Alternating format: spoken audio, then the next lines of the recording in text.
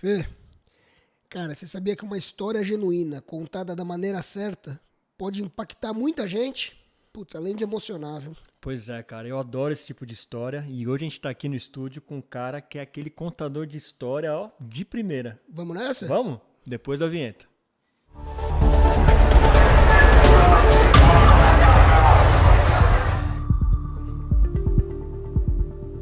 Pronto? Pronto. Sejam muito bem-vindos aí a mais um episódio do Pare Ponto, nosso podcast onde gente e meio ambiente se encontram. Tudo beleza, Flavião? Opa, tudo ótimo. Pronto aí pra mais uma? Sempre pronto. Vamos que vamos? Vambora. Mas antes tem o quê? Temos que pedir, né? Assina aí.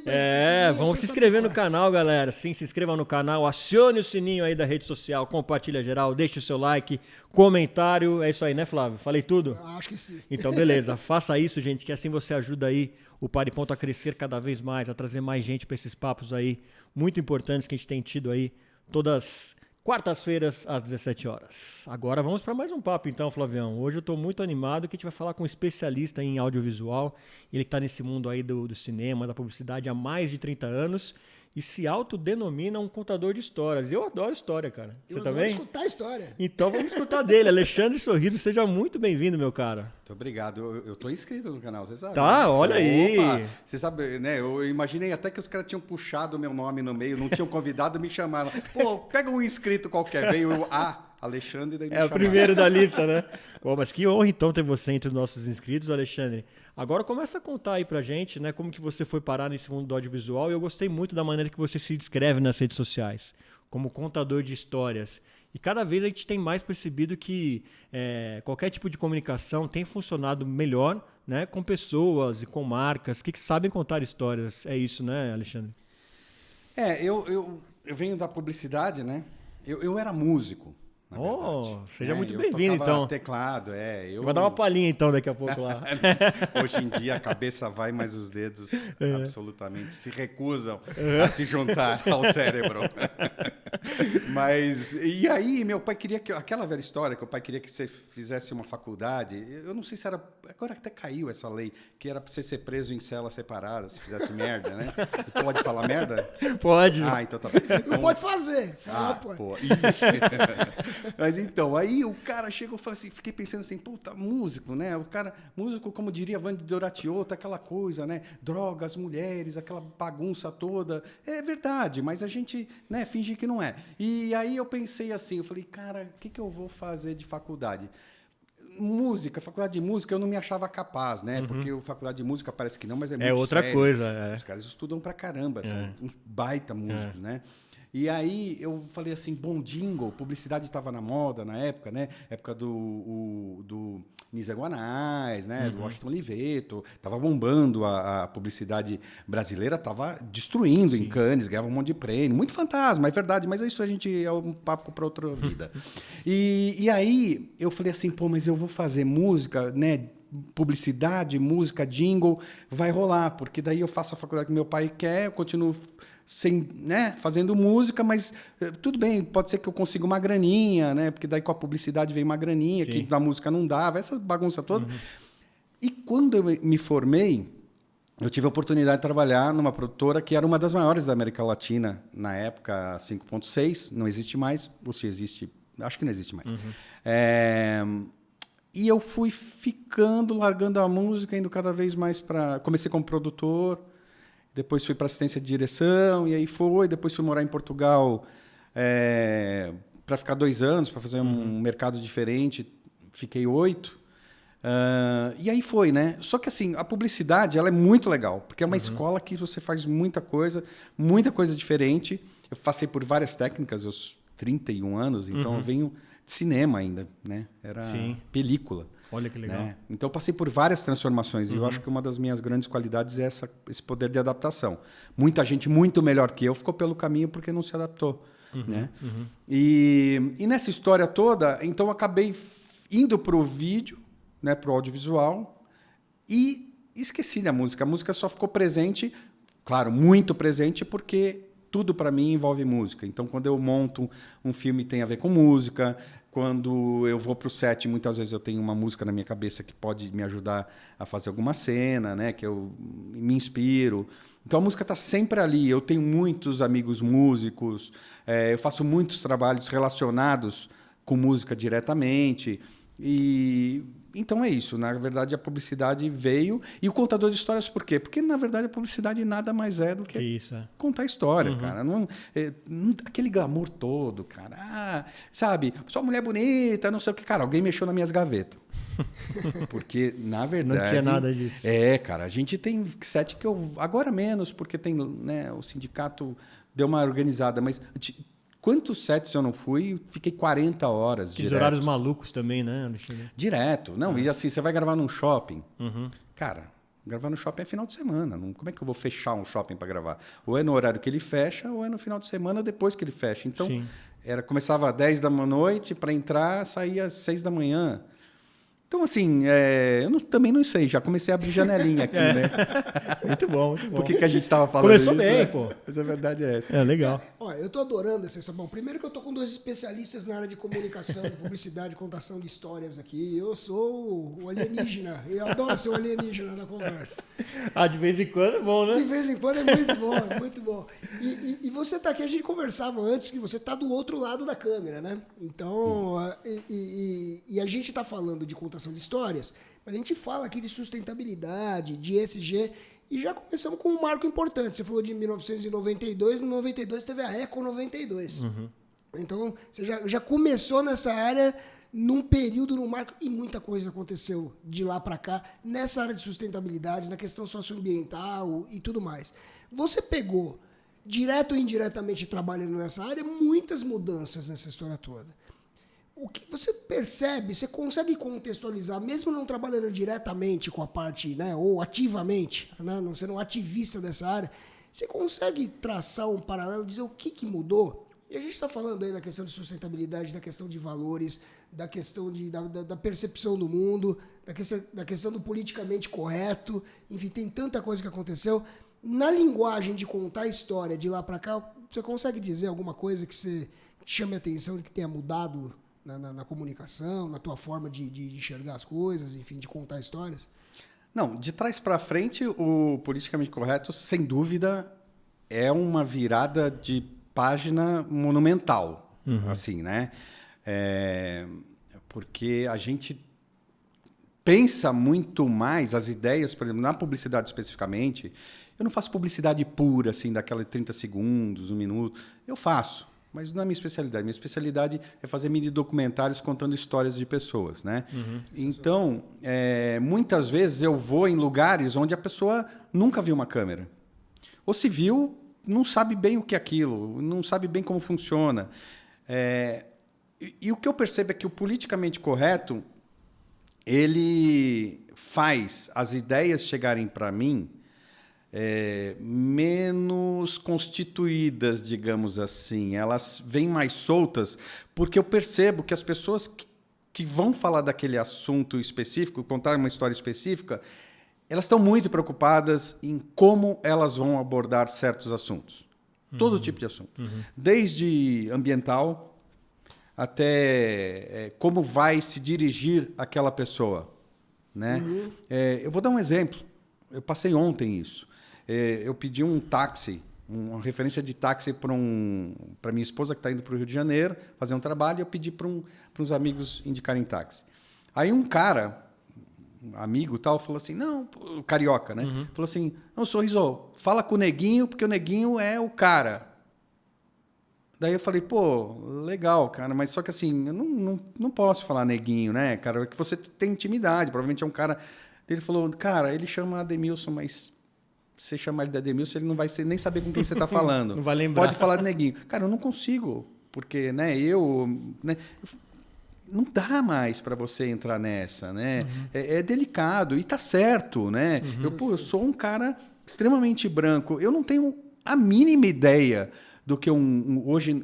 a gente fica até na dúvida se fala negro ou preto, né?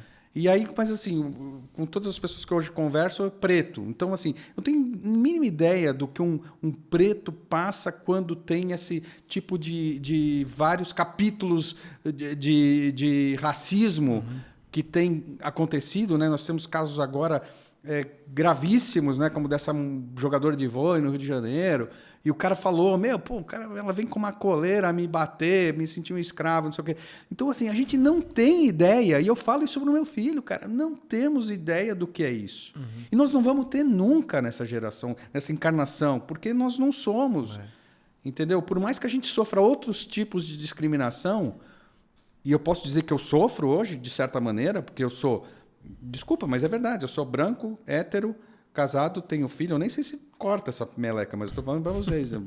Mas é verdade, às vezes eu já perdi filme.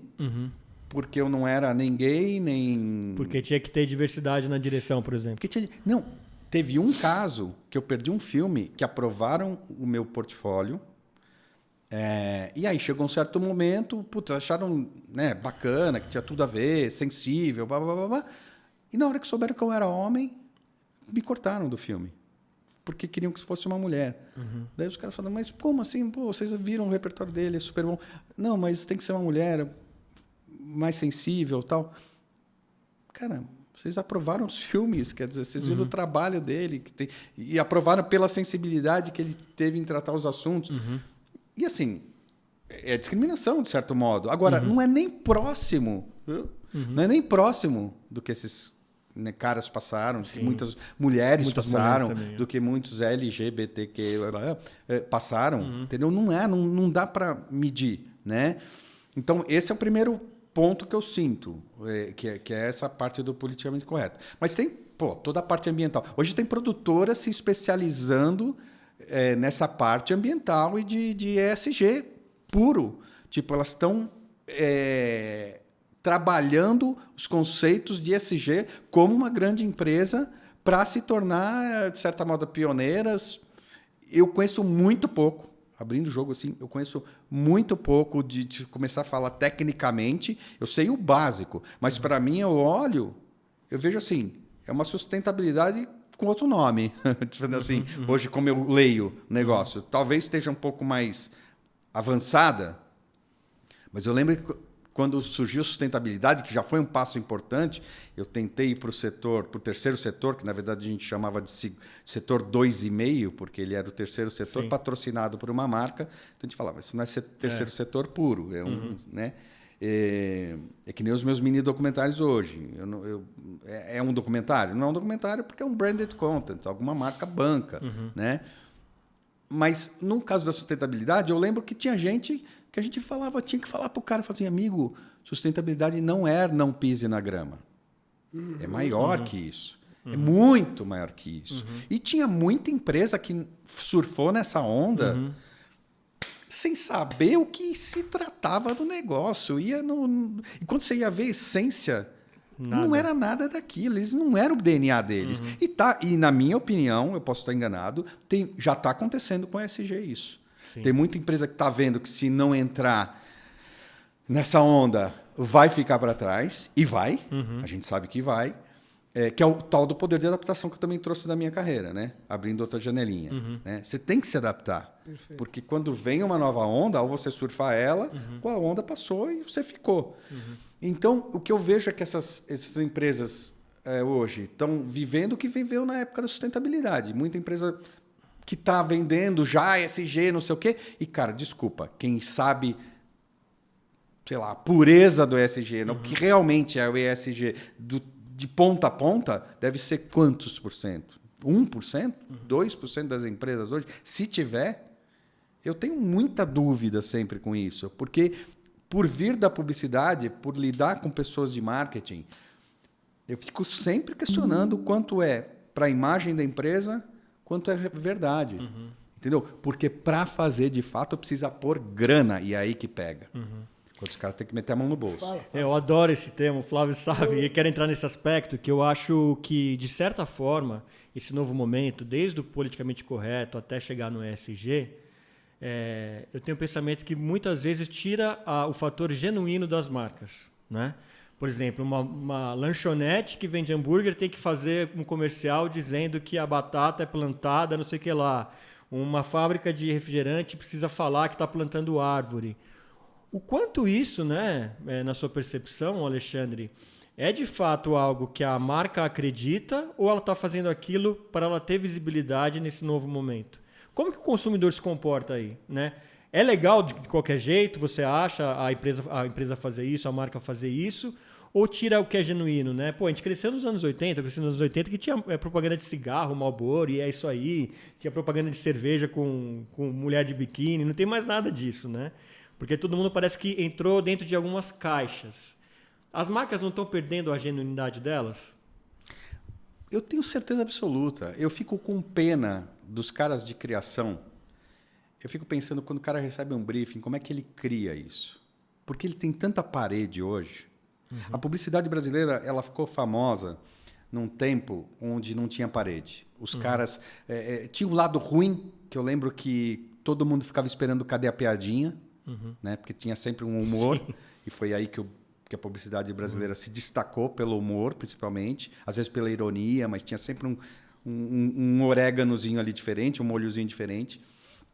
Mas hoje, é isso que eu falo, quando o cara vai me dar o briefing, eu já percebo no briefing que tem insegurança. Porque o cara tem medo do que ele vai falar e onde ele vai abordar. E as empresas, cara, assim, tem muita empresa que vende uma coisa para o mercado e a outra lá dentro.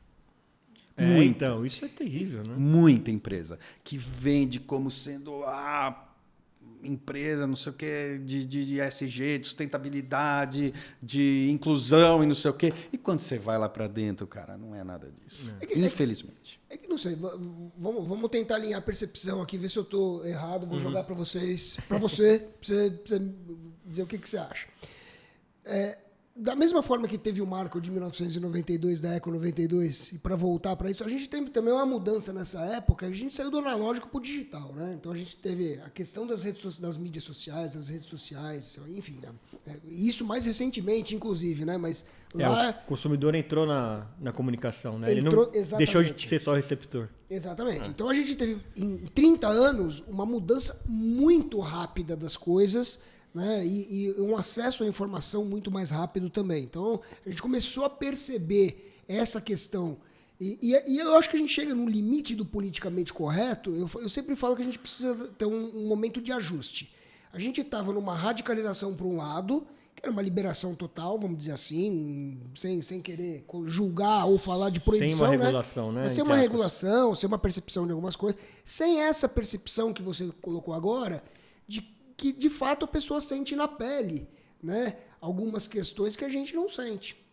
E aí, para falar de uma causa só, mas sempre falar do lado da mulher, da exploração do feminino, e por aí vai. Então a gente estava numa liberação ou numa ala, e a gente foi para o politicamente correto, que é o extremo oposto, onde não se pode falar nada. Então gera o medo. E as empresas e as pessoas tiveram que se adaptar, tiveram que trocar a roda do veículo com o veículo andando. As que já tinham um propósito, já tinham um valor definido, tal, que são poucas, elas conseguiram se ajustar. Opa, peraí, vamos comunicar só isso, vamos... Mas as outras tiveram que fazer a mudança e adaptar a mudança. Não é isso? Então, eu não sei. Eu acho que a gente está precisando, no final das contas, sair de um extremo. E é difícil falar isso numa época que a gente está... Só se fala em total extremo, né? A gente só se fala em extremo. Saímos de uma polarização de uma eleição agora e continua numa polarização. Você não acha que é mais ou menos por aí? Que no final das contas, você que conta histórias para empresas, né, nesse caso, vai ter que até mesmo orientar as empresas de uma certa forma, ou ajudar as empresas de uma certa forma a encontrar uma linguagem de comunicar esses... Deixa eu aproveitar. Você tem um programa, você dirige, produz um programa, enfim, me corrige, que é muito bacana, que é o programa A Propósito, com o Nélio Bilatti, né? E ele fala muito isso, dessa questão da renovação dos valores, de a gente se enxergar e se reinventar a cada momento, né? Ele fala da questão da sustentabilidade, que consumir certas coisas já não fazem mais sentido. Não é por aí. Você tem essa experiência do Nélio, do propósito e tal. A gente tem que encontrar um equilíbrio até para contar a história e até para orientar as empresas a fazer isso de forma mais mais calma. O lance, assim, tem certos termos que eu acho que quando eles surgem, propósito, por exemplo, sustentabilidade como outro, ESG agora, quando ele surge forte. O que acontece é que quando começa a vir muita gente para surfar essa onda, você acaba tendo a desvalorização do termo. Então, quando eu falava que sustentabilidade não era pisar na grama, né, que a gente brincava, era por quê? Porque todo mundo falava em sustentabilidade, mas pouca gente sabia do que se tratava, efetivamente. Eu tive a felicidade de ter a minha esposa no Banco Real como que era um baita pilar de sustentabilidade de verdade, porque o CEO, que era o Fábio Barbosa na época, Sim. era um baita cara preocupado, antenado e aberto para as mudanças, inclusive na questão de colocar a mão no bolso para fazer a coisa acontecer, não era só uma coisa de falar, ele realmente colocava a mão no bolso para realizar. Então, me perdi um pouquinho aqui, que beleza, né? Que eu tava... não, então os termos, né? E aí, o que acontece? Quando o cara começa a trazer outras empresas que vêm surfar nessa onda, mas não querem botar a mão no bolso, mas sabem que precisam falar de sustentabilidade ou tem que falar de propósito, o que acontece? O termo vai se desgastando, a coisa começa a lastrar com pouca profundidade, né? E é aí que eu acho que a coisa vai para o brejo, né? Porque daí você tem que inventar um outro termo. No Propósitos, a nossa conversa sempre veio porque eu conheci o Nélio profissionalmente. Na verdade, nem foi profissionalmente, porque minha esposa conheceu profissionalmente. Uhum. Eu conheci ele já pelo cunho pessoal, porque como ele é um cara extremamente divertido. Sim. Ele é muito sério no que ele faz, mas é um cara extremamente divertido e de bem com a vida, no sentido de que ele fala as coisas, às vezes as coisas pesadas de maneira leve. Eu acho que ele tem um dom mesmo de fazer essa mistura. E eu aprendi já muito com o Nélio. A gente entrou para fazer uma coisa diferente, a gente queria dar um passo diferente no propósito, que depois não veio ao caso porque a gente ainda não fez, mas tem a ver com grana, com patrocínio, de como se vincular ou não a uma empresa, o quanto isso quebra o propósito. A gente está repensando muitas vezes aí o que nós vamos fazer com o formato, mas hoje o formato era o quê? Eu sentava na frente dele, como vocês estão fazendo aqui comigo, ele não sabia absolutamente o que eu ia falar para ele, que eu ia perguntar para ele, e eu trazia muito duas... guys, meu filho falava, quando eu via essa música, ele saia correndo para... Caso vocês não estejam ouvindo, não sei se vai sair aqui o som, acho que passou o caminhão de gás aqui, né? O jingle é um dos mais famosos, depois você pode falar, sensacional, né? Não, e meu moleque, ele ouvia, ele parava tudo, saia correndo de fralda ainda, falava, guys! Era sensacional. Eu não consigo ouvir essa música e não vir. Eu não consigo. Você vê, isso é o poder da publicidade, né? Sim, cara. Isso é uma loucura, né? Porque um jingle... Aí, eu sou terrível, porque eu fico lembrando de jingle o tempo todo. Mas, enfim. Aí eu estava falando do Nélio. E o Propósitos era essa história. Eu falava para ele, cara, é interessante porque talvez você não tenha noção, ou tinha... Mas a gente nunca entrou nesse mérito. Mas eu falava para ele, às vezes, pensando em pessoa física, e cabia perfeitamente para a pessoa jurídica. E às vezes fazia uma pergunta meio virada já na pessoa jurídica e cabia perfeitamente para a pessoa física. O Nélio foi um CEO de empresas grandes, ele foi executivo de empresas grandes, ele teve movimentos importantes no mundo executivo, então ele conhece o lado da empresa. Tá. E ao mesmo tempo, quando ele largou e ele passou a ser esse consultor, esse coach, esse guru aí de grandes empresas, ele fala com todas as camadas. E quando ele chega nas camadas mais altas, ele fala olhando no olho do cara e com propriedade. E os caras sabem quem ele é, têm respeito por ele também. E ele dá chamadas nos caras. E chamadas do tipo qualquer chamada que ele tiver, ele puxa a orelha dos caras mesmo. Então, o Propósitos, ele nasceu nesse sentido de a gente querer falar sobre tudo, mas com propriedade, assim, sem filtro. E às vezes a gente esbarra. Já teve alguns capítulos que a gente esbarrou no politicamente correto. Que a gente falava assim, cara, a gente vai comprar essa briga. Então, mas deixa eu só pegar, desculpa, juntando todos, falando de propósito, que é o nome do programa, pegando o jingle que passou aqui agora,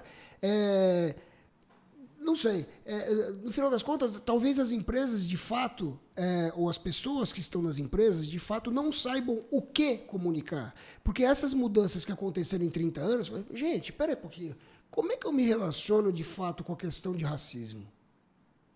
Como é que a minha empresa se relaciona? Né? Como é que, de fato, a gente se relaciona com a equidade de gênero? Peraí, LGBTQIA, o que é isso? Opa, a mudança está aí, o pessoal está cobrando, né? A sociedade está cobrando. Como é que a minha empresa se relaciona? Então, no final das contas, comunicar, se a gente está falando de propósito e de valores, eu preciso primeiro entender quais são os meus valores para poder comunicar de forma genuína, não é isso? Então, e acho que isso tem sido o problema, né? Eu acho a pessoa que não está dando a reflexão. Né? Só vem a demanda. Eu preciso ser diverso. Do dia para a noite, eu preciso ter diversidade. Do dia para a noite, eu tenho que deixar de ser racista. Tem essa demanda. Né? Mas eu sou mesmo? Eu não sou? Não é? Peraí, eu não posso falar esse termo, eu não posso falar... Né? Eu fabricava um chocolate que tinha um menino fumando um cigarrinho na capa e era um negro. Agora ele não pode nem ser negro, não pode nem fumar... E aí, qual o meu valor? O que não é? Né? Isso era normal há 40 anos. Então, assim, passou muito rápido. Na nossa geração acompanhou toda essa mudança. Então, não é por aí. De fato, as empresas não é questão do politicamente correto, mas é de saber seu próprio valor, de reconhecer mesmo o seu posicionamento em relação ao que está comunicando, né? A mensagem que quer passar. Aí, quando passa uma mensagem que não é genuína, vem alguém... Opa, peraí. Você fala isso, mas faz aquilo. Aí coloca na conta do politicamente correto, eu não vou falar mais nada. Se eu falar alguma coisa, alguém vem me bater. Nossa, imagina como vai ser a comunicação das marcas, né? Vai ser tudo igual, tudo chato também, né? Cara, eu acho que nossos filhos, netos e bisnetos estão fudidos, para ser sincero. Ah, fudido não podia falar, podia? Pode. Pode falar também? Não sei, é politicamente correto? Não sei, então. Eu já falei merda, agora falei fudido. É só não deixar na legenda, colocar o asterisco na legenda que eles não tiram. Põe um... A minha avó falava assim, não fala palavrão que Deus te fode. Então, eu... Mas é por aí, cara.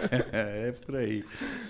Não, eu acho assim, nossa molecada, assim, eles estão numa sinuca de bico legal. Porque a gente pegou uma transição que a gente não sabe muito bem aonde isso vai dar, né? Mas a gente sabe o que é não ter internet, sabe o que é ter internet, sabe como foi, apesar de ser muito rápido, como foi essa transformação. Eu uso muito a meu favor na minha profissão essa experiência. Por exemplo, o fato de eu saber como era fazer com película e como era o processo de película para hoje, para digital, eu já resolvi muito problema de tratamento de filme. Como fazia telecine. Telecine era um processo que eu pegava o filme, a gente revelava o filme e fazia um sistema de digitalização. Nesse sistema de digitalização, você tratava a cor, contraste e tal, não sei o quê. E muitas vezes a gente tinha umas técnicas para fazer chegar em certos conceitos de imagem. Já tive molecada aqui, às vezes, que não consegue chegar num negócio que eu falava, traz tudo para preto e branco. Tá, agora aumenta o contraste. Legal, agora traz saio vermelho. Legal, agora traz tudo. Aí o cara olhava, como é que você chegou nisso? Eu falei assim, porque eu fazia isso com filme. A ideia é a mesma, né? O conceito é o mesmo. Mudou o formato, a plataforma, né? Os nossos filhos, eles já nasceram com internet, né? A maioria, pelo menos, já nasceu com internet.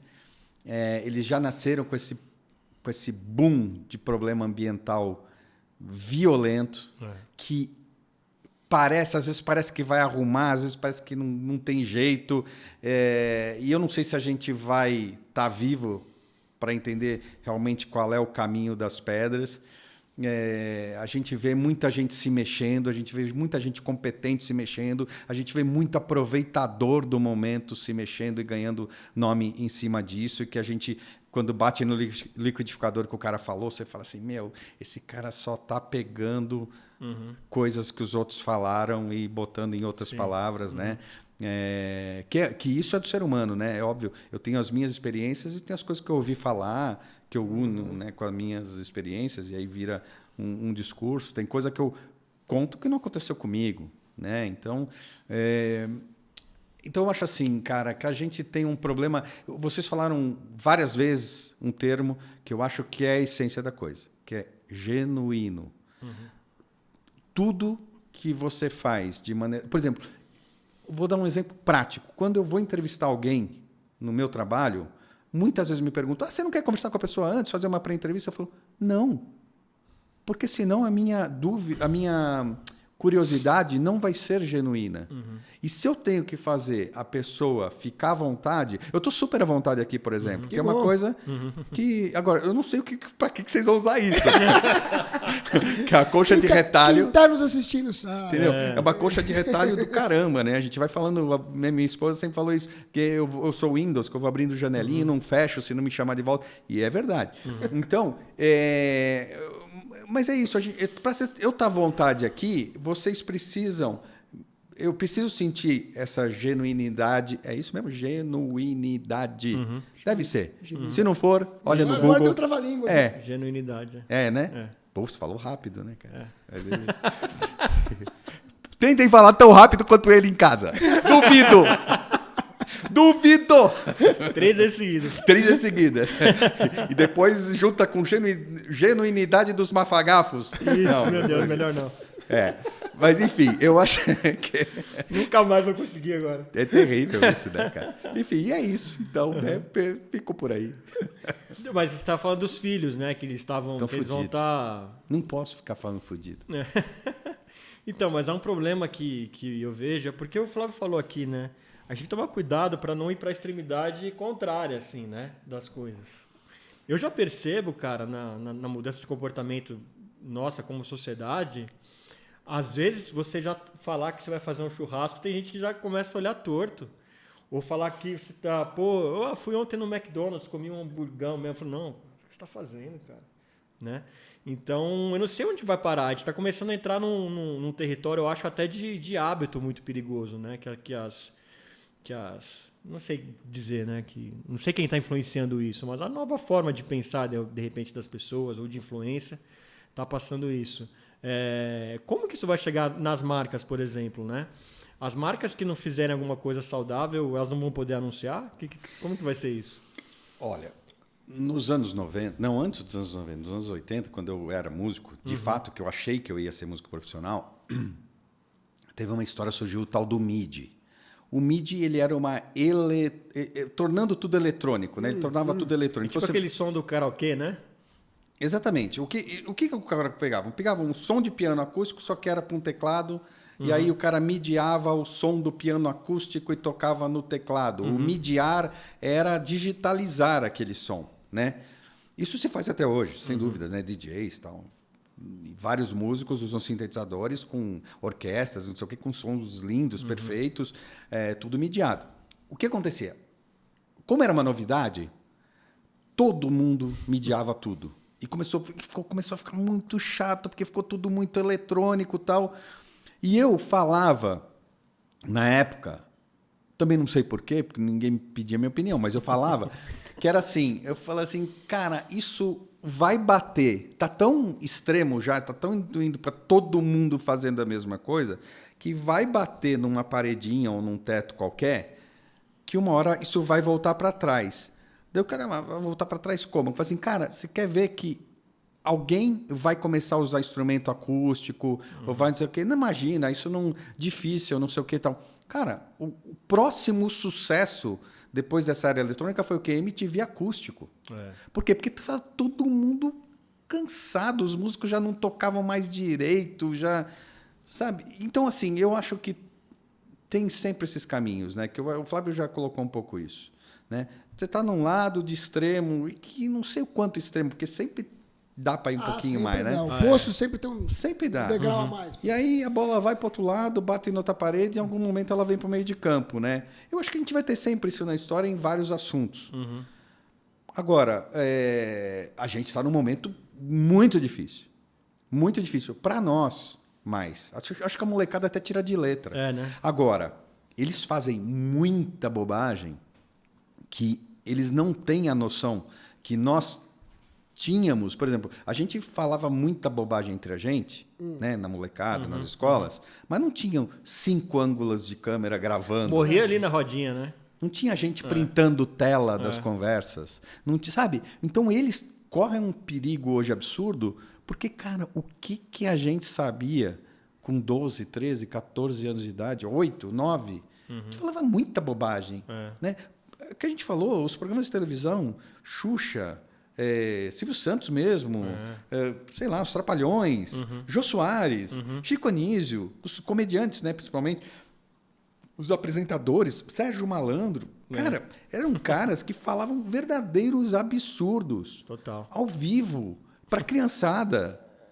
Então, assim, hoje, quais desses programas passariam pelo público, né? Serão todos cancelados pelo público. Dentro de todas as pautas, pauta de gênero, tem uma que eu já estou me associando, que é a pauta do etarismo, né? Não é isso? Ainda mais a questão dos 50 a mais, eu já estou na porta para entrar como ativista, como ferrenho dessa história aí. E aí eu vou te devolver essa. Você fala assim, os filhos, essa garotada sofre pra caramba. Quem que sofre mais? Eles ou nós? Porque é o seguinte, dentro da questão do etarismo, e a gente regula mais ou menos com a mesma idade aqui, eu estou entrando nos 50 achando que eu vou me planejando para os próximos 50. Então a gente vai ver muita coisa acontecendo nessa história, e a gente que teve se adaptado analógico pro digital, eu acho que a gente está sofrendo mais nessa questão aí, e sofrendo até por antecipação do que vai vir. Chegando inteligência artificial aí, e a gente não sabe para onde vai. Se a turma não sabe qual vai ser o emprego do futuro, o meu filho está para entrar no vestibular, na faculdade, nem sei o que ele vai fazer, e eu já estou estabelecido, não sei para onde eu vou, o que vai acontecer com a minha área de trabalho. Quem que está sofrendo mais, eles ou a gente? Ou quem que vai sofrer mais, eles ou a gente?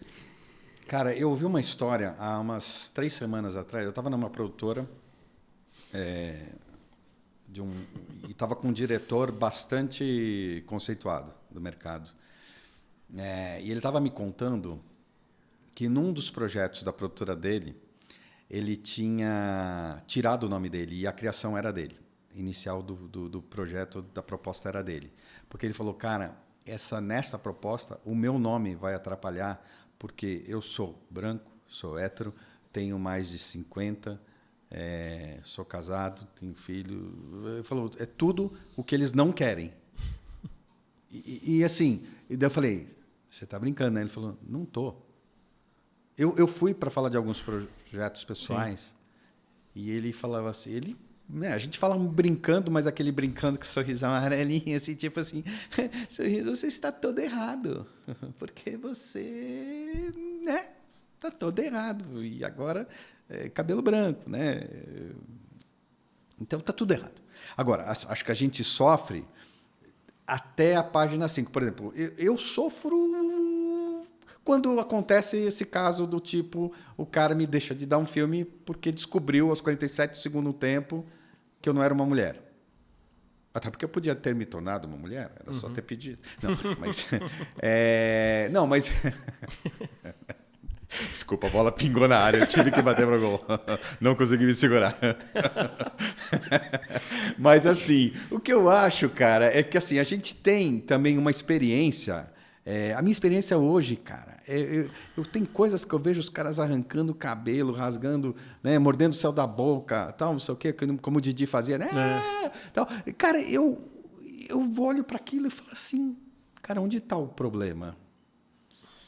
Eu não vejo assim grandes problemas às vezes no que chega para mim. Eu vejo alguns problemas de raiz, que é isso, cara, o cara está vendendo isso, mas isso não é o DNA dessa empresa. Os caras não estão conseguindo acertar o tom do filme porque não é deles. Eu vejo muito isso quando eu vou entregar filme. Às vezes você entrega um filme, aí, sei lá, a agência aprova de primeira, ou aprova quase de primeira, faz mudanças muito pontuais. Bate na empresa, o escalão 1 aprova rápido, o 2 pede 2 alterações, chega no terceiro, começa a engripar. Quarto, quando vem na, sei lá quantos escalões, quantas pessoas começam a olhar, começa a engripar. Por quê? Porque em algum momento se descobre que tem alguém fora da cultura da empresa, que, né? Que é isso? A cultura da empresa é o que os caras implantam ou é genuína? Porque dá para fazer os dois, né? Dá para você mudar a cultura da empresa, sem dúvida. Mas é um trabalho longo, árduo. E o que a gente está vivendo é uma mudança que não é imediata. Não adianta você achar que semana que vem todo mundo está totalmente adaptado ao ESG. Cara, tem muito chão pela frente e tem muita grana a ser colocada nisso. Toda mudança institucional, toda mudança executiva precisa de grana, cara. E tem muita empresa que está quebrada. E aí essa luta... O que eu faço, né? Do que para onde eu vou. Porque se eu não fizer o ESG, eu vou quebrar mesmo, eu vou ficar para trás. Mas para fazer o ESG, de fato, eu preciso botar a grana, eu preciso investir. Porque a mudança de cultura exige investimento. E aí o cara está num baita de uma encrenca, porque ele não tem essa grana para investir. Então ele vai ficar para trás. É difícil, cara. É difícil. Por isso que, cara, quebra e troca de CPE, de CNPJ e fica na mesma área. Porque chega uma hora que o cara... Eu tenho um GIF que eu tenho visto, que eu falo assim, né, força no braço para continuar remando.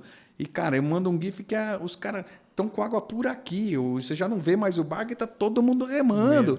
Não vai desistir para você. Porque eu acho que tem muita empresa nessa situação. Que está remando e quer chegar no destino, mas está com água por aqui, cara. Vou te falar, não é fácil. E quem sofre mais, nós ou eles, eu acho que depende do momento. O que eu falo do sofrimento maior, porque é o seguinte, aí entra a questão da experiência, quando você fala que você não sofre, porque você já, com a tua experiência de vida, a tua bagagem, você já olha e já fala assim, poxa, isso aí não é um problema. É porque você já passou por várias coisas, enfim, você vê o pessoal mais novo sofrendo. Mas assim, se você, eu não sei qual é o teu pensamento em relação a isso, mas a gente está caminhando com 8 bilhões de pessoas, aí tem as expectativas do mundo crescer mais ainda, chegar a 9,5, talvez não chegue a 10, mas vai chegar. E vai chegar, não é que vai chegar em 2.300, em 2050, tá aí, a gente vai estar vivo para ver. É essa a questão. Quando o pessoal fala assim, é um problema das novas gerações... Mas eu vou estar vivo para ver essa história. Então, assim, não é só uma questão de confiança em resolvo um problema, porque eu tenho que sobreviver até lá e tenho que viver bem, mas como eu, de fato, participo da mudança, e você vai estar trabalhando, eu vou estar trabalhando. Né? Em que mundo a gente vai estar trabalhando? Né? Que mundo a gente vai ajudar a construir, mesmo sendo mais velhos? Porque isso já é uma desconstrução, né? Porque há 40 anos falava-se o seguinte, com X anos eu estou aposentado, se vira aí para tocar que eu vou curtir minha vida. A gente não está mais nessa. A gente quer curtir a vida, mas a gente vai curtir a vida trabalhando e ativo nessa questão da mudança. É esse o ponto, entendeu? Porque a gente vai sofrer porque ainda a gente vai ter que fazer alguma coisa, né? A gente sofre pelo filho também, eu acho. E claro, pensando, né, nele, a gente sofremos por nós e por eles, né? Então, assim, é esse o ponto, entendeu? Quem sofre mais? Eles que já estão na lida, porque é a vez deles, de fato, né? Eles estão crescendo com isso. Mas a nossa se estendeu, né? A nossa vez se estendeu para tomar as atitudes. Eu queria mudando um pouquinho de assunto, favor. Mas foi algo que você citou e eu tenho curiosidade de perguntar isso para o Alexandre, sobre inteligência artificial. Né? A Amazon recentemente teve que tirar do catálogo livros que eles descobriram que foram feitos pelo chat GPT. Né? Tem risco disso rolar na publicidade? O cara sentar lá e falar assim, ó, faça uma campanha XXX que tenha potencial para Cannes e tal. Como que vocês receberam essa notícia do chat nesse mercado? Como que vocês estão tratando isso? Cara, então, como eu te disse, assim, a minha publicidade, ela, graças a Deus, ela não é a publicidade pura dessas de 30 segundos, né? Uhum. Eu lido muito com uma coisa mais real, de contar histórias das pessoas. Por isso que eu falo que eu sou um contador de histórias. Eu me especializei nisso, né? Tipo, o cara vai me perguntar quem é aquela pessoa que mora lá na Amazônia, e eu vou até ela e vou me infiltrar na vida dela e tentar tirar um pouco da realidade dela com o mínimo de edição possível. Quando eu edito, eu faço questão de duas coisas. Uma, de absolutamente cuidar do contexto, de não tirar do contexto o que ela está falando e o que ela está fazendo. E falar, eu sempre falo assim, olha, se você disser ou fizer alguma coisa que você, em algum momento, acha que isso não deve ir para o ar, seja por qual motivo for, você, por favor, me sinalize, porque eu dou minha palavra de honra que isso não vai para o ar. E não vai, porque não chega nem para a agência. É como se fosse abrisse uma pastinha de trash ali, de lixo, que eu não... Assim, não é, porque não é que é lixo, mas é porque é uma coisa que é intocável, vira top secret e não é para ir para frente, né? E meus editores, as pessoas que trabalham comigo, normalmente sabem que eu tenho esse cuidado e não passa mesmo. A gente já sinaliza na hora que está gravando, ou depois eu faço anotações e mando tal. Por que Qual foi a pergunta? Da inteligência artificial, como que inteligência chegou no mercado artificial. publicitário? Então, assim, mas no mercado em si, eu acho que no editorial, no publicitário e tal, eu acho que é uma realidade, assim. Né? Eu vou te falar que há 30 anos, tem muito filme que os caras chegam e falam assim, não, porque vamos fazer uma coisa muito moderna, muito nova, muito não sei o quê, e tem que ser um diretor.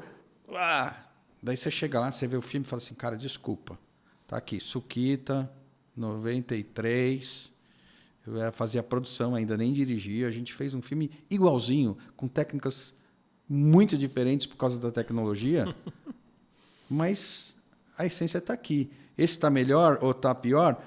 Cara, às vezes eu até olho pro de 90 e falo assim, cara, esse aqui está mais bem amarradinho, mais bem montado.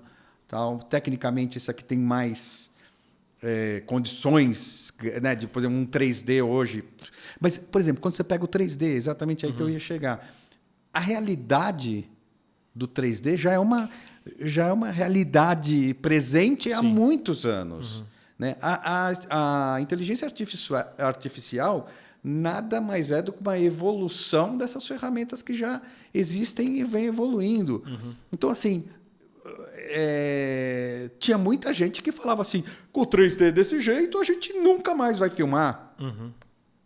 Como falaram, quando a gente começou a filmar com câmera fotográfica, Sim. a famosa 5D, que fez a virada, falava, pronto, agora já era, porque não vai ter mais. Qualquer moleque vai pegar e vai fazer e chorar. Esses caras ficaram para trás. Cara, desculpa. O olhar, ninguém substitui. Então, você precisa ter um pouco de responsabilidade nessa mudança. E o que é legal nos dias de hoje? Né? Isso eu aprendi em Portugal, nem aprendi no Brasil. Eu aprendi em Portugal no início dos anos 2000, lá por 2003, 2004. Cara, o que você não sabe fazer, você chega em alguém que sabe fazer. Se é viável ou não por grana é outra história. Mas você chega nessa pessoa e consegue orçar e consegue trocar ideia. É muito difícil você não pegar um especialista de qualquer assunto e você não chegar num especialista de fato de qualquer assunto. Então, eu sempre tive esse lance de me adaptar e de... Porque eu sempre pensei assim. Falei, cara, o que eu não sei fazer, eu vou chegar em quem sabe. Entendeu? Então, acho que isso é legal. Os dias de hoje facilitaram muito em você chegar... O acesso, né? O acesso a essas pessoas. Seja por qualquer rede social, o amigo do amigo. Então, naquela época, né, lá atrás, quando eu aprendi isso, foi por um caso muito específico. Cara, eu filmei com um cara que era piloto de helicóptero do Missão Impossível. Chamava John Marzano, eu nem sei se ele está nativa.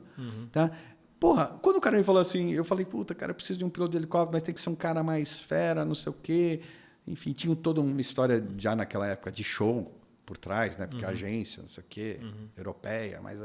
que queria, para o cliente, sei lá, a cena era uma merda, cara. Desculpa, pode falar merda? Pode. Aí, mas assim, cara, não precisava do cara, mas precisava de show. Daí eu falei com o diretor de fotografia, ele falou, liga para esse cara, ele está em Londres, é um cara que faz o Missão Impossível, ele vai fazer o que você quiser. Eu falei, porra, Missão Impossível, cara, né? O cara falou, liga para ele. Cara, o cara veio, estava tendo... Euro 2004 na publicidade, o cara foi assistir o jogo da Inglaterra, veio por quase preço de custo, ficou comigo nem 40 horas, 40 horas o cara ficou total, pediu para só não trabalhar na hora do jogo da Inglaterra, mas eu falava com ele pelo celular, cara. Olha aí. E ele falava assim, e daí sabe o que ele me contou, né? Porque ele falava assim, Alexandre, é o seguinte, cara, uma das coisas que você me falou, puta, a gente não vai ter grana, como é que a gente viabiliza, não sei o que. Ele falou assim, cara, quando eu vou fazer o tal do Missão Impossível, o Tom Cruise fala comigo, como produtor executivo, a diferença é a quantidade zero. Mas ele manda 58 cenas, né? Na época eu usava helicóptero mesmo, para mapear, né? Já usava helicóptero para fazer a cena como base, mas os caras modificavam aquilo tudo, traqueava tudo, pegava pontos de referência para mudar, tipo, onde não tem montanha, passa a ter uma montanha, ali onde não tem nada, passa a ter um canhão atirando contra o avião, o helicóptero, ali onde tem a casa com piscina, tira. Isso já era absurdamente usado. E o cara falava assim para mim, cara, ele me manda aquilo, quando eu vou orçar no papel, deu, sei lá, 3 milhões de dólares. Ele chorava para chegar em 1 milhão e 800, cara. Entendeu? E até que chegava num ponto, eu falava assim, cara, tá bom, por 1 milhão e 800 eu consigo fazer essas 37 cenas, não consigo fazer as 52. Então, só muda a quantidade de zero. Cara, isso me deu uma luz que eu falei, bom, se esse cara tá me falando isso, e que ele tem essas... Né, cara, eu não lembro quanto que ele estava ganhando. Mas ele estava ganhando, na época, sei lá, 2 mil euros, 3 mil euros, alguma coisa assim. Eu não lembro quanto que era. Mas era um preço muito longe de qualquer missão impossível da vida. Né? Tudo bem, ele trabalhou muito menos tempo, muito menos cena e tal. Mas ele foi um ponto de virada na minha vida de eu falar assim, cara, você vê? Eu liguei pro celular do cara... O cara ontem, Tom Cruise, querendo ou não, era uma referência, como é até hoje, de ator, de produtor executivo. Dá até para trazer o Tom Cruise com esse preço aí. Exatamente, você vê, olha aí. Quer o telefone dele? Eu te passo depois. Me lembra. Preciso ver em T, eu tenho muitos caras desse calibre, mas tudo bem. Não quero voltar para o assunto do etarismo, porque você já vai ficar monotemático. Etarismo? O Tom Cruise está velho. Mas se tem uma mais coisa... velho que nós. Se tem um exemplo de etarismo... Mas minha mulher disse que ele envelheceu muito bem. Mas envelheceu muito bem, agora pilota helicóptero, faz o salto do precipício. As minhas sobrinhas, que têm 15, 16 anos, falaram que, ele tá mais bonito agora do que na época do Top Gun. Então, tá vendo? Mas eu também, eu tô muito mais gato. Você sabe que tem umas coisas, né, que fala assim, não, mas olha, tá vendo? A barba dele, olha como tá bem feito. O William Bonner, né? Olha a barba dele, como está bem. A minha tá sempre esgrenhada. Eu falo assim, meu amor, ele tem maquiadora que fica, e cada intervalo ela vai lá, penteia, não sei o quê, dá um toque no cabelinho, retoca o cara. Tudo. Desculpa, assim até eu, mas vai andar com esse cara do teu na vida toda. Até esquisito, né? Já pensou? Cara, deixa eu fazer uma pergunta. Eu vou deixar escapar. E essa é uma curiosidade pessoal, mano. Ixi, olha lá. Não, na verdade, assim, você sempre fala que você conta história, enfim, você especializou nisso tudo. E no final das contas, isso te obriga, ou te proporciona, melhor, a ter contato com várias pessoas, né? E você já foi para Manaus, Pará, Sergipe, rodou o Brasil inteiro, Portugal, encontrando gente, né, em várias peças e tal. O que isso? Aí voltando para a questão da sustentabilidade e de tudo isso que a gente conversou, o que conhecer esses lugares, essas pessoas, E quem não conhece o trabalho, assista, acompanhe em rede social, tudo, porque é sempre muito emocionante, muito envolvente. As histórias que você conta, a forma, são de fato muito, muito envolventes. Mas o que muda em você? O que contar ou não muda nada? O que conhecer essas pessoas e esses lugares mudou no Alexandre de 92 para cá, quando... Olha, cara, eu vou te dizer assim, ó, você vê, você começa a falar, me dá até nó na garganta.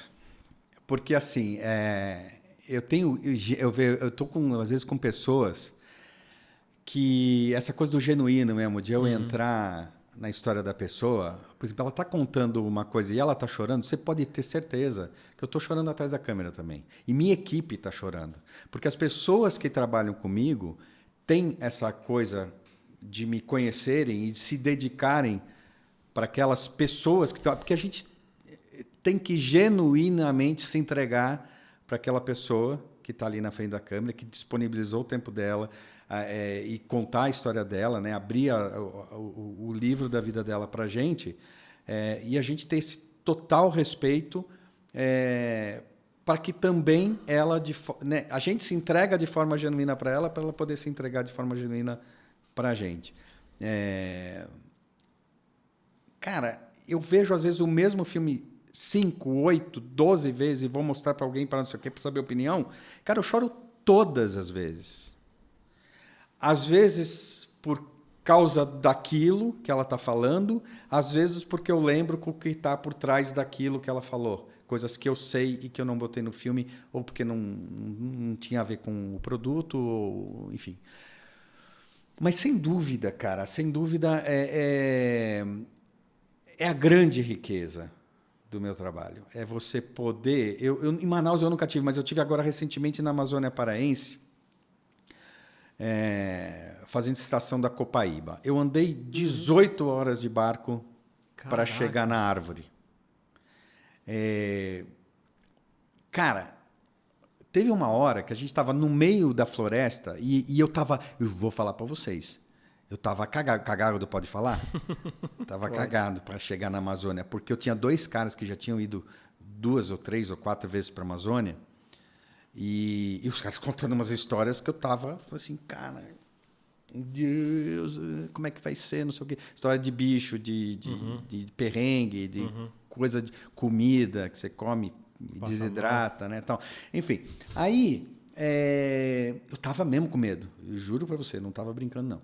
Mas eu falei, cara, mas não tem o que fazer, né? Eu tenho 2 opções. Ou eu não vou, ou eu vou e seja o que Deus quiser. Né? Bom, quando eu cheguei lá, cara, com os nativos e tal, o que eu percebi? Aquilo é a vida do cara, aquilo é a realidade do cara. Se ele falava para mim assim, bicho, não vai aí, eu não ia. Ele falava, pode entrar tranquilo, que aí não vai ter nada, não sei o que e tal. Eu percebi que assim, o cara sabe qual é a regra. Se eu seguir as regras que ele está me dizendo que eu devo seguir, não estou indo para aquele rio que ele fala, ali é melhor você não ir, para aquela prainha de rio, né? Ali é melhor você não ir, ali você pode ir. Então, eu não vou ser louco de ir para lá. E, de repente, eu me vi no meio da floresta amazônica muito à vontade. Muito à vontade. E aí, você está fazendo, cara, extraindo a copaíba. Tinha o senhor, que era o senhor Luísio, que era o ancião, que estava com a gente. E aí, cara, uma hora eu bato, né? A gente está filmando aqui, daí eu olho para o lado, eu vejo o seu Luísio com as mãos numa árvore, eu olhando assim para cima, tal, não sei o quê, daí ele tira a mão, daí ele olha de novo, tal, daí ele... Sabe, eu vi que ele estava no outro canal, né? E eu peguei meu diretor de fotografia, daí fez o sinal pro Aldo, que era o nosso personagem, e pedi para a câmera filmar ali. E deixei ele ali, né? Fazendo no ritual dele. Cara, quando ele terminou, que ele virou, ele me viu assim, ele olhou, e um senhor muito, muito, muito simples, que jamais pensaria no que ele estava falando e como ele ia me tocar, como ele ia tocar a equipe. Eu falei, e aí, seu Luísio? O senhor conversa sempre com a árvore, como é que é, não sei o que. E daí, em vez de eu perguntar para ele o que ele estava falando para ela, eu perguntei o que ela está falando, o que a árvore está falando para o senhor? Ela falou assim, cuida de mim que eu cuido de você. Cara, Fudeu, posso falar fudeu? Cara, porque é tão genuíno, cara. É tão do coração. Como é que isso não vai te tocar? Eu não sou ambientalista, estou longe de ser ambientalista. Não manjo nada da parte ambiental. Mas, cara, foi uma aula ali de gerações, cara. Animal, né? Gerações. Ele não falou nome de marca. Ele falou uma frase que saiu do coração, genuíno. Então, assim, qual é a lição que eu tirei dali? Cara, se uma empresa tem isso, ela vai falar naturalmente. Esse que é o barato. É aí que eu acho que o ESG vai funcionar. Se essa empresa olha para uma árvore e fala, e ouve ela falar, cuida de mim, que eu cuido de você, e ela realmente vai ter essa troca de cuidar daquela árvore. Entendeu? Porque tá cheio de moleque ali também, nem moleque, né? Pessoas com mais idade ali, que chegam e furam a árvore de qualquer jeito, e não tampam o buraquinho, e aí se não tampar ela morre. Então assim, tem o Aldo, tem o seu Aloysio, tem mais meia dúzia ali de caras que cuidam e que têm esse olhar e genuíno e que sobrevivem disso e que passam de geração para geração o conhecimento deles, mas tem muito cara ali que está nem aí. Então, é como eu enxergo hoje. Tem empresa que é seu Aloysio, tem empresa que é Aldo, mas tem empresa que... Muito bom, hein? E ele falou que ele não entende nada de sustentabilidade. Caraca. Que história legal, hein, Alexandre? Foi legal. Continue então assim, sendo esse contador de histórias. Né? Vamos chamá-los aqui mais vezes, né, o Flavião, para ouvir histórias muito bacanas como essas. Queria que você deixasse qual que é a sua @, nas redes sociais, para o pessoal seguir, acompanhar essas histórias aí. Olha, normalmente é @Alexandre Sorriso 9. 9 por quê? Numerologia, uma vez eu não conseguia botar Alexandre Sorriso, porque acho que tem um personal trainer. Putz, tem. Tem lá. Eu não sei se é personal, mas eu achei outro. É um cara assim que tinha já Alexandre Sorriso em tudo que era lado.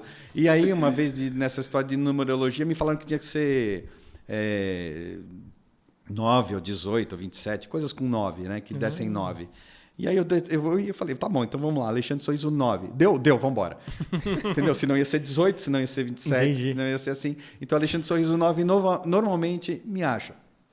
Alexandre Sorriso... Se você botar só Alexandre Sorriso e vier um cara bombadão, tal, não sou eu. Infelizmente, não sou eu, mas assim. Mas eu também dou meu caldo, assim. Pode perguntar para minha esposa. Eu dou um caldinho, dá tudo certo.